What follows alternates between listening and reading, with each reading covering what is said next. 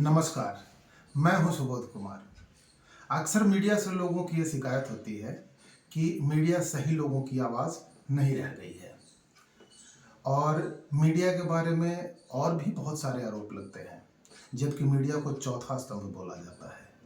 आपको मैं बताऊं, ये लोगों का कहना बिल्कुल सही है कि मीडिया सही से काम नहीं करती है, लेकिन आज सोशल मीडिया का दौर है। सोशल मीडिया में कहीं न कहीं आवाज़ जरूर उठ जाती है। इन्हीं शिकायतों के बीच मैं पत्रकारिता के क्षेत्र में जब आया तो मुझे लगा कि जनता की आवाज़ और सही आवाज़ जनता के सामने जरूर जानी चाहिए।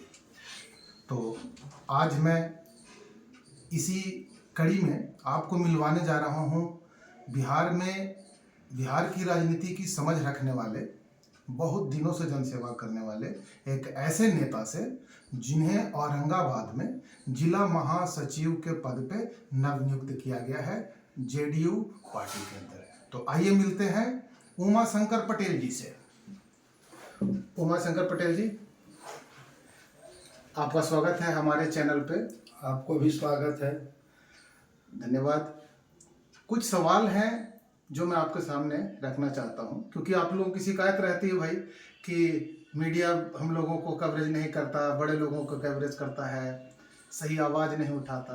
तो इसी कड़ी में मैं जानना चाहता हूं कि आप हमसे क्या अपेक्षा रखते हैं?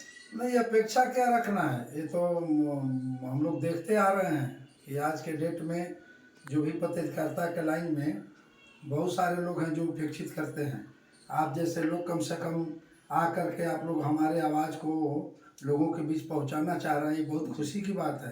न तो बहुत सारे पत्रकार हैं जो नहीं हम लोग को आवाज़ को पहुंचाने का प्रयास करते हैं। इसके लिए आप धन्यवाद के पात्र हैं। धन्यवाद उमा जी। अभी दर्शकों, एक बात मैं आपके सामने रखना चाहता हूँ। इन्होंने जो आवाज़ उठाई वो केवल इनकी आवाज़ नहीं है, ऐसे बहुत सारे लोगों की आवाज़ है जो वो जनता तक नहीं पहुँच पाती। आइए जानते हैं कि इनकी नवनियुक्ति जेडीयू के पद पे हुई है। तो सबसे पहले इसके लिए आपको बहुत बहुत बधाई। जेडीयू में महासचिव बनने के लिए आपको बहुत बहुत बधाई।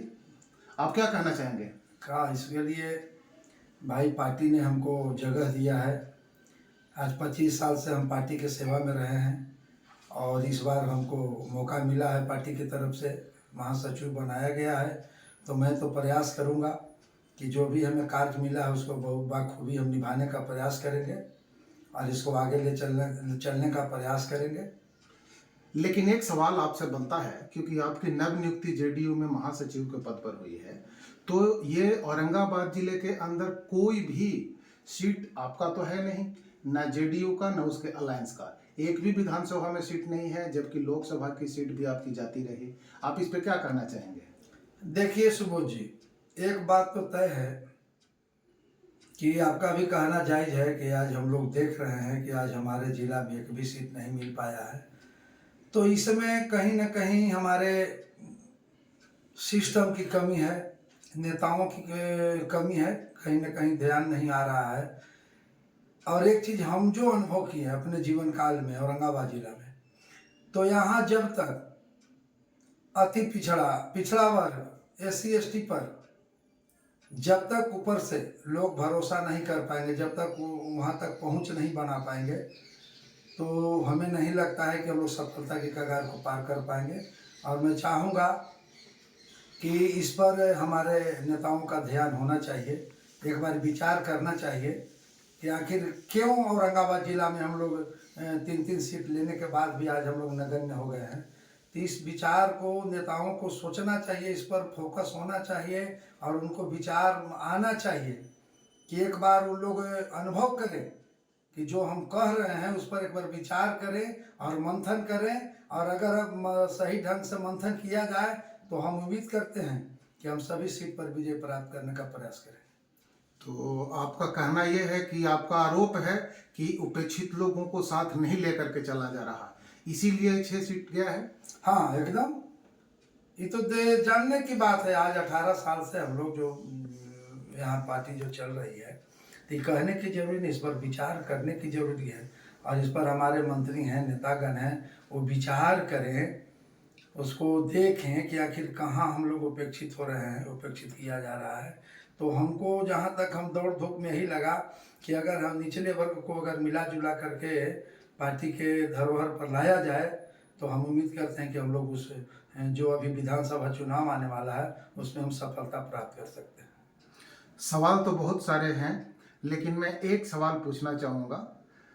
शराबबंदी को लेकर के आपके मन में क्या चल रहा है? देखिए, शराबबंदी जहाँ तक बात है तो सुबोध जी, हमारे माननीय मुख्यमंत्री नीतीश कुमार जी का जो सोच है वो बहुत विकसित सोच था। उनका एक सोच था कि हमारा बिहार शराब मुक्त हो, लेकिन कारण एक्चुअली है कि इसमें आम जनता को भी उतना ही भागीदारी निभाना चाहिए, क्योंकि वो बिहार के राजा है। और जब राजा प्रजा के बारे में अगर कोई बात रखता है तो उस पर मंथन प्रजा को भी करना चाहिए।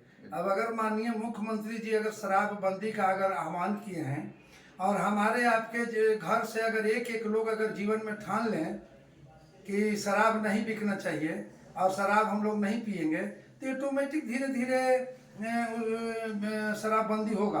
और इसमें कुछ पदाधिकारी को भी एक्शन लेना चाहिए, भरपूर एक्शन में आ जाना चाहिए, मंथन करना चाहिए कि आखिर कमी कहाँ से हो रही है, और उस कमी को अगर दूर किया जाए तो हम उम्मीद करते हैं कि हमारे माननीय मुख्यमंत्री जी ने जो सपना दिखाया है शराबबंदी का, वो सफल होगा। बहुत अच्छे तरीके से उमा जी ने बात रखी है। मैं तो बहुत सारे लोगों को कवर कर रहा हूँ, लेकिन मुझे खुशी हो रही इस बात की कि ये बात बड़ी बेबाकी से रख रहे हैं। सवाल तो बहुत सारे हैं दर्शक, लेकिन आप लोगों के सामने एक अंतिम सवाल इनसे मैं और करना चाहता हूँ। चूँकि औरंगाबाद का इन्हें दायित्व मिला है जिला महासचिव का, तो इनकी कुछ योजनाएं होंगी, इन्होंने सोचा होगा कि आगे की इनकी क्या कार्य योजना होगी, क्या करेंगे। मैं थोड़ा इस पर प्रकाश डालना चाहूँगा। क्या आपकी योजना है आगे? आगे योजना है कि देखिए, अभी तत्काल तो अब विधानसभा का चुनाव आ रहा है, तो विधानसभा चुनाव में हम यही चाहेंगे, जिला के महासचिव के हैसियत से मैंने हम चाहेंगे कि ज़्यादा से ज़्यादा हम लोगों के बीच जाएं, संगठन को मजबूत करें, और इसमें जो हमारे ऊपर के प्रतिनिधि हैं, जो प्रभारी होते हैं, नेतागण होते हैं, उनका हम लोगों को सहयोग मिले, प्यार मिले। और अगर ढंग से प्यार मिलेगा, लोगों के बीच जाएंगे, घर घर में जा कर के अलग जगाने का प्रयास करेंगे।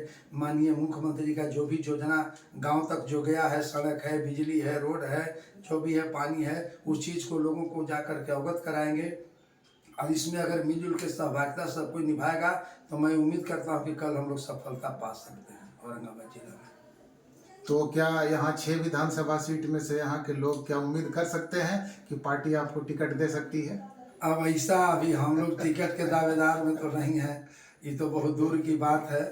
लेकिन चलिए, हम लोग का यही है कि जो हमारे सर्वमान्य नेता है माननीय मुख्यमंत्री जी नीतीश कुमार जी, उनको दायित्व है, वो जिसको देंगे हम लोग उस पर खरा उतरने का प्रयास करेंगे। जी, बहुत बहुत धन्यवाद उमा जी, बहुत बहुत धन्यवाद।